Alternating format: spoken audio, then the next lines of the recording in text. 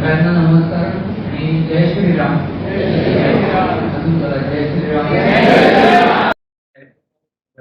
आज पुण्यश्लोक अहिल्याबाई होळकर यांची 21वी शताब्दी झाली. त्यांनाही वंदन करतो आणि 28वीला 145वी जयंती सावरकरांची झाली. अशा दोन पण म्हणून की मोठ्या व्यक्तींची, महान व्यक्तींची जयंती साजरी करण्याच्या निमित्ताने आपण सगळे जमलेलो आहोत. आणि आज लोकोत्तर स्त्री पुरुष जन्मतात फार कमी असतात आणि त्यांचा आदर्श आपण डोळ्यासमोर ठेवून काम करत राहतो, प्रेरणा देतो, ते विचार समजून घेतो. तर स्वातंत्र्यवीर सावरकरांचा विचार घेतला आपण तर त्यांची आपण हे आधुनिक काळातली त्यावेळी थोडस जुन्या काळातल्या किंवा मध्ययुगीन इतिहासातील झाल्या. तर सावरकर हे आधुनिक भारताचे अपत्य आहेत. नुसतं आधुनिक भारताचं असं नाही तर एक सावरकर युग असं त्याला म्हणता येईल. असं त्यांनी निर्माण केलं, अनेक विचार दिले आणि आज ज्या सर्वात हळूहळू त्यांच्या काळात जे थोडं मागे पडलेलं होतं ते हिंदुत्व आज मोठ्या प्रमाणात सर्व समाजात पसरत चाललेले आहे किंवा विचार मूळ धरून वाढत चाललेला आहे.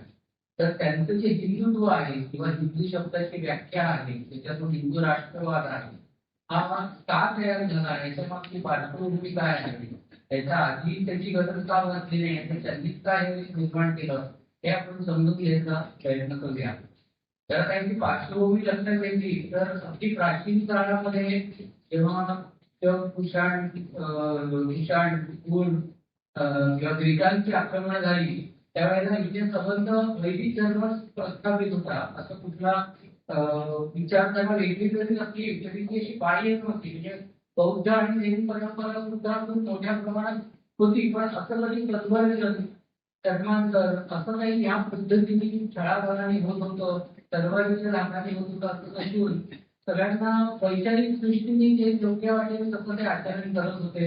अगदी एखाद्या गावाच्या वेशीतून प्रवेश करावा, बाहेर जाणं इतक्या साध्या पद्धतीने बौद्ध, हिंदू, जैन किंवा इतर ज्या काही विचारधारा दोन्ही धर्म विचारधारा असतील, दार्शनिक असतील वेगवेगळे सांख्य, न्याय या सगळ्या अशा जुन्या ओरितांनी आणि एकमेकांविषयी आदर ठेवून फक्त खंडन या पद्धतीने नांदत होत्या.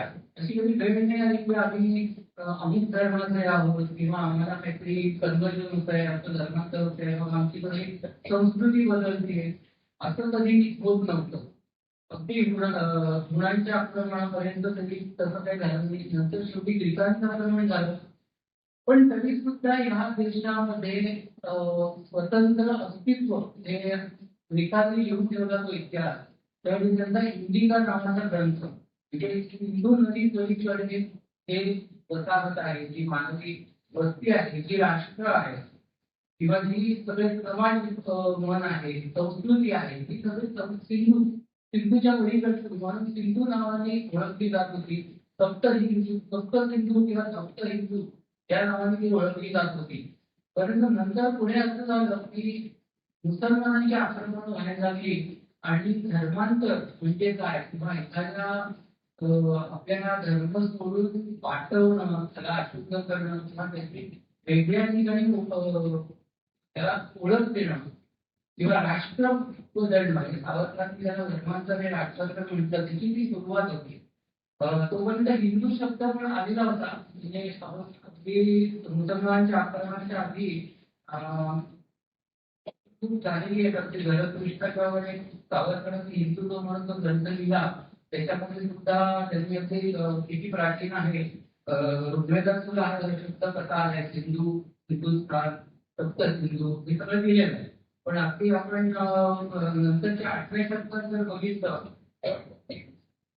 मेरुतंत्र नावाच्या एका प्राचीन ग्रंथामध्ये हिंदू धर्म पळवून चालू जायंत चक्रवर्तींना ईश्वरीय हिंदू चक्री अशा नावाने हिंदू धर्माचं म्हणजे त्याचा अर्थ जोडलेला असला की जो हिंदुत्वाला भूषण देतो त्याला हिंदू म्हणावा, अशी एक पहिली व्याख्या आपल्याला आढळते. तर अशी व्याख्या तरी सुद्धा बऱ्याचदा अनेक जवळजवळ 100 व्याख्या आपल्याकडे आलेल्या आहेत.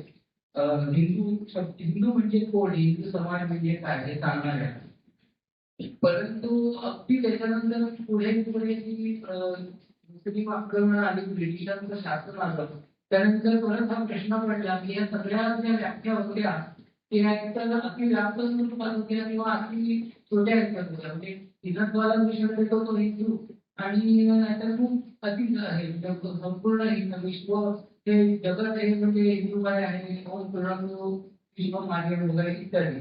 पण अचूकता येण्यासाठी पुढे उस्मानी टिळकांनी जी व्याख्या केली, जी जी सुचरित आहे की ती प्रामाण्य बुद्धी वैदेशु साधना नाम नाम एकता उपास्याना व नियमः इतर धर्माचे लक्षण. म्हणजे प्रामाण्य बुद्धी वेदांत तो वेदांना प्रमाण मानून बुद्धीने प्रमाण मानतो आणि साधन त्याचे अनेक असू शकतात.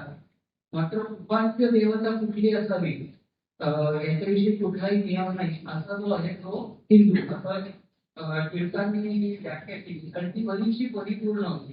म्हणजे वेदांवर श्रद्धा किंवा वेदांची प्रामाण्य मानणं आणि साधनं अनेक म्हणजे आपण आता आपल्याकडे ज्ञानयोग आहे, कर्मयोग आहे, अशी कुठलीही तुम्ही विचारधारा वापरून किंवा 8-6 दर्शन आहेत तुम्हाला जे त्याच्यामध्ये काही कुठलेही असं निश्चित हे नाही की तुम्हाला अनुभव केलं पाहिजे. आणि उपास्य देवता तर अनंत आहे. म्हणजे तुम्ही 8-10 दशावतार आहे, दत्त घ्या, अजून काय अजून घ्या, देवी आहेत वेगवेगळ्या, तर याच्यामध्ये कुठलाही नियम नाही. अशी खूप व्यापक आणि चांगली त्यांनी व्याख्या केलेली आहे हिंदू धर्माची. पण ही सुद्धा सावरकरांना कमी वाटते की बघून आपण असं म्हणू की म्हणजे थोडीशी पार्श्वभूमी सांगायची झाली तर 1906 साली मुस्लिम लीगची स्थापना आहे आणि 1916 साली हिंदू महासभेची स्थापना झाली. हिंदू महासभेच्या जी एक घटना किंवा जी काही त्यांनी आखणी केली, बरीच आखून घेतला, त्याच्यामध्ये हिंदू कोण याची त्यांनी एक गद्यरूपात आखणी केलेली आहे. तर त्याच्यापेक्षा जास्त म्हणजे ही फक्त सनातन वैदिक धर्माची व्याख्या होऊ शकते. परंतु जे इतर आपले काही असे घटक आहेत की जैन आहेत, बौद्ध आहेत, शीख नंतर खूप नंतर निर्माण झाला गुरु नानकांचा त्यांचा धर्म आहे, हे सगळं या व्याख्येत बदल नव्हते. कारण ते वेदाप्रमाणे त्यांना तुल्य होतं. म्हणजे ते वेदांचा आदर करतात परंतु ते प्रामाण्य म्हणून मानत नाही. किंवा ती चारवाकपंथी असते की त्यांना बुद्धिवाद आणि कुठलं त्याचं वेगळं पण नास्तिकतेची त्यांनी हे म्हणून तर ते लोक सुद्धा याच्या बाहेर जात होते. तर सावरकरांना लक्षात आलं म्हणजे त्यांची मागची पार्श्वभूमी लक्षात घेतली तर त्यांना अंधकाराचे अनुभव आले. त्याच्यातून त्यांच्या लक्षात आलं की या देशामध्ये हिंदू म्हणून एक होणं अतिशय गरजेचं आहे. 1893ला अनेक दंगे झाल्या मुंबई प्रांतामध्ये. तेव्हा सुद्धा लोकमान्य टिळकांनी गणपती उत्सवाच्या द्वारे हिंदू समाजाला एकत्र करण्याचा प्रयत्न केला हे आपल्या सगळ्यांना माहिती आहे. त्याच्यानंतर 1906ला मुस्लिम लीगची स्थापना झाली. त्यांनी स्वतंत्र आपलं अस्तित्व सांगायला सुरुवात केली. पुढे लखनौ करार झाला. त्याच्यानंतर सर्वात मोठं म्हणजे खिलाफत आंदोलन हे गांधीजींनी पुरस्कृत केला त्याचा तर ते झालं. त्याच्यामुळे नंतर मोगल्यांची मोठी कत्तली हिंदूंच्या आणि अंदमानात पण सावरकर बघत होते. त्यांनी 1857ला त्यांचे जे स्वातंत्र्य समर म्हणून जे लिहिले त्यांना अनेकांनी प्रेरणा मिळालेली आहे त्या पुस्तकात. आणि त्या पुस्तकामध्ये हिंदू मुस्लिम ऐक्याचा खूप मोठा पुरस्कार आहे. बहादूर शाह जफर हा जो मुघलांचा तेव्हाचा शेवटचा सम्राट आहे त्यातून त्यांनी कौतुक केलेलं आहे.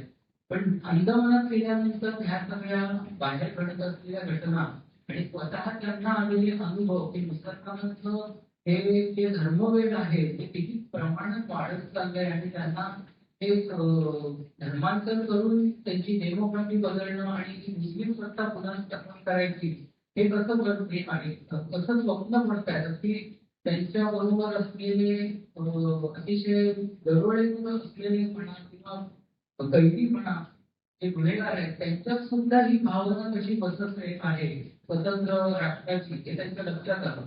आणि त्या उलट हिंदू मात्र जातीपातीत विखुरलेले आहेत. त्यांच्या आपापसातल्या अस्मिता खूप जागृत आहे. त्यात परत भाषिक भेद आहेत. पण आर्य समाज ही स्वतःला हिंदू नाही म्हणून घ्यायला लागले. त्यांच्याकडे 1915 पासून घ्यायला लागले अंदमानात, ते सुद्धा आम्ही शीख कसे आहोत, आम्ही हिंदू नाही असं म्हणायला लागले. लिंगायत स्वतःला वेगळे म्हणायला लागले. तरी जर आपण असे विखुरले जात राहिलो तर ह्या देशात जो पूर्वापार चालत आलेला हिंदू समाज आहे तो एकदम अल्पसंख्य होत आहे आणि 20% मुसलमानांची त्याच्यावर सत्ते तर त्यांना आकांक्षा आहेतच. तर त्यांनी एकीकडे सत्ता गाजवलेली आहे. तर त्यांना आपल्याला दोन देता येणार नाही. तर आणि हा देश भिन्न विच्छिन्न होऊन जाईल या भीतीपोटी आणि या लक्षात घेतल्यानंतर सावरकरांनी याच्यावर चिंतन सुरू केलं. आणि दत्तादेवीच्या तुरुंगात असताना त्यांनी त्याच्यावर एक हिंदुत्व नावाचा ग्रंथ लिहिला. त्याच्यामध्ये त्यांनी हिंदू महासभेची जी गद्य स्वरूपात जी काही एक मांडलेली होती, हिंदू कोण यायची, एकत्र करण्याची, हिंदूंचं हित साधण्याची, त्याला खूप तात्विक चिंतन करून हिंदुत्व हा ग्रंथ लिहिला. आणि त्याच्यात त्यांनी ही जी आधीची हिंदू सभेची हे आली होती कल्पना ती त्यांनी सूत्रबद्ध केली. ती संस्कृत याच्यामध्ये त्यांनी मांडली. आज सिंधू सिंधू पर्यंत यस्य भारत भूमिका पितृभू पुण्यभूषणे व हिंदू स्मृता. म्हणजे सिंधू नदीपासून सिंधू म्हणजे सागरापर्यंत दक्षिण समुद्रापर्यंत ही जी प्रचंड अशी भारतभूमी पसरलेली आहे, ही भारतभूमी ज्याची पुण्यभूमी आहे आणि पितृभूमी आहे, ती व्यक्ती ही हिंदू आहे. आता इथे ही व्याख्या केल्यानंतर ह्याला भरपूर म्हणजे त्याला चांगली रिस्पॉन्स मिळायला लागला. लोकांना त्यांना चांगलं लक्षात आलं. पण ही उलगडून सांगणं खूप गरजेचं होतं की पुण्यभूमी म्हणजे काय आणि पितृभूमी म्हणजे काय. कारण हे दोन्ही जे निकष आहेत, पुण्यभूमी आणि पितृभूमी, एक लक्षात घ्यायला पाहिजे याच्यामध्ये कुठले धर्ममताचा अंतर्भाव केलेला नाही सावरकरांनी. म्हणजे पुनर्जन्म मानला पाहिजे, अमुक देवाची उपासना केली पाहिजे किंवा वेदांना प्रमाण मानलं पाहिजे, उपनिषदांना मानलं पाहिजे, हे कुठलंही त्यांनी बंधन ठेवलेलं नाही.